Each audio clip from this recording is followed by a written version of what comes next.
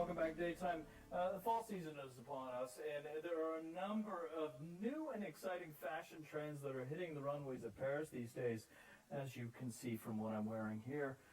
Really quite gorgeous. And the accessory du jour, if you will, of course, is a medieval broadsword. Nothing will get you through those difficult traffic jams like one of these.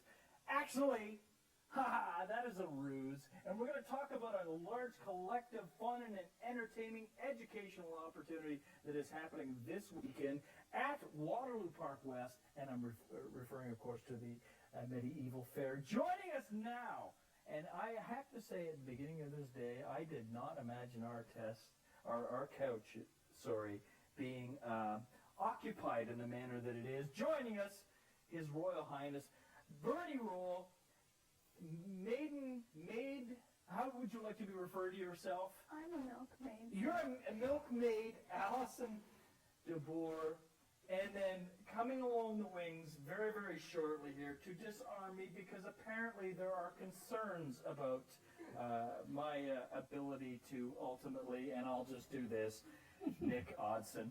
All right, Nick, come on, set. Take this away before someone gets hurt. We are talking about the Medieval Fair.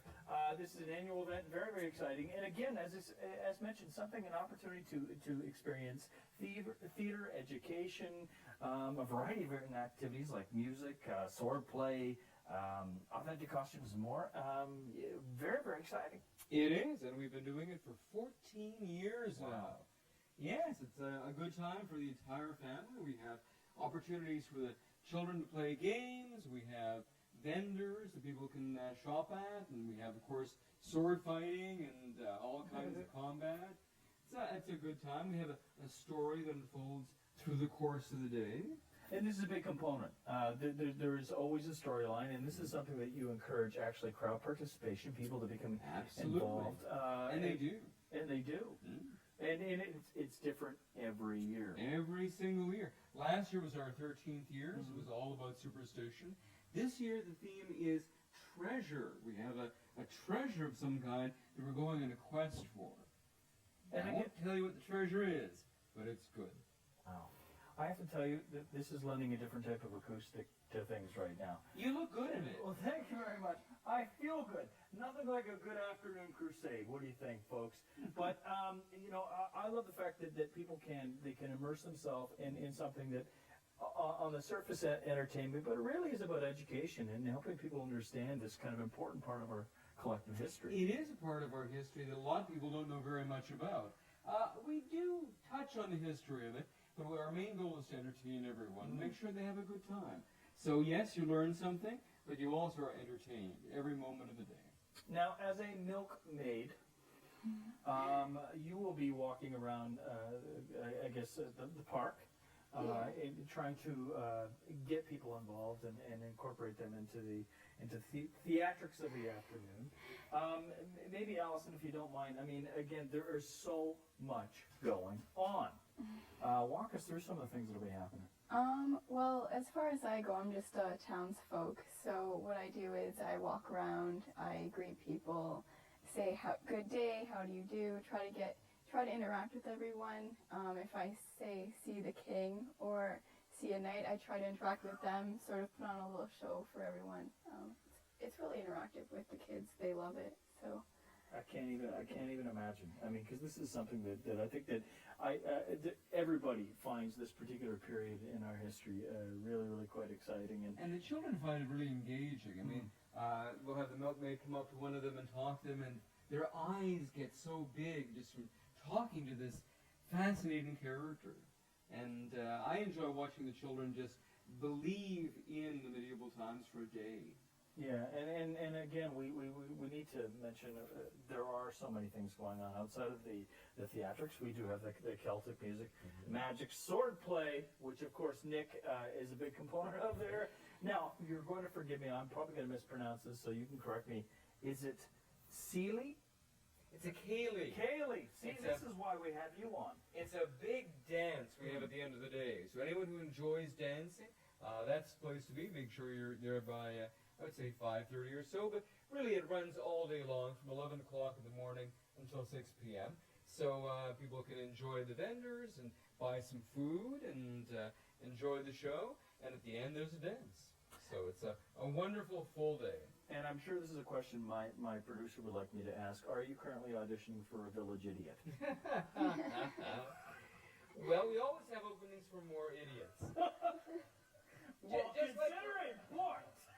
Just like Parliament. Like Parliament.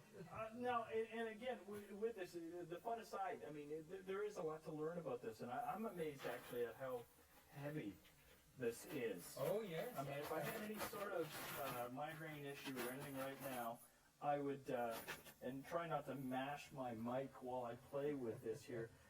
This is really quite heavy, and this is something that you really bring a high level of artisanry, craftsmanship to the show, and I love the fact that there are vendors. I mean, you can participate in all facets of it.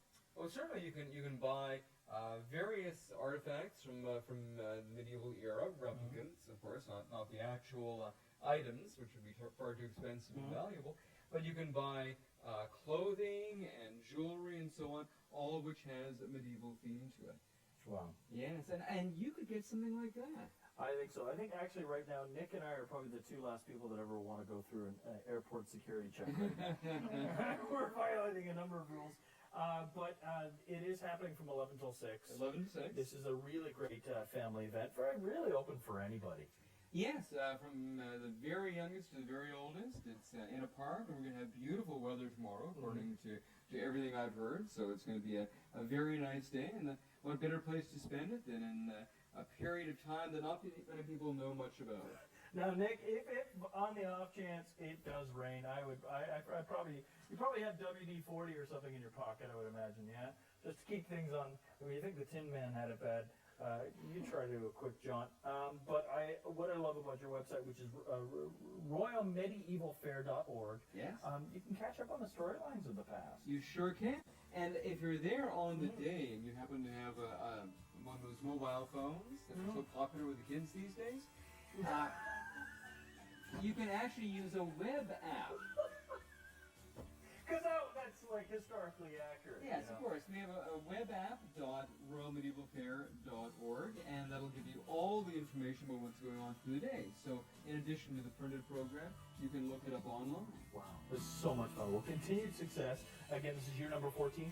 Year 14. Year 14. This is a luckier year than last year.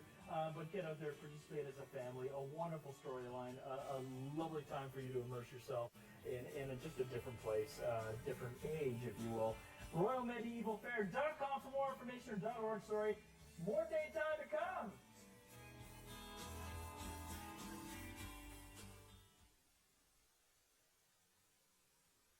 It's an open forum.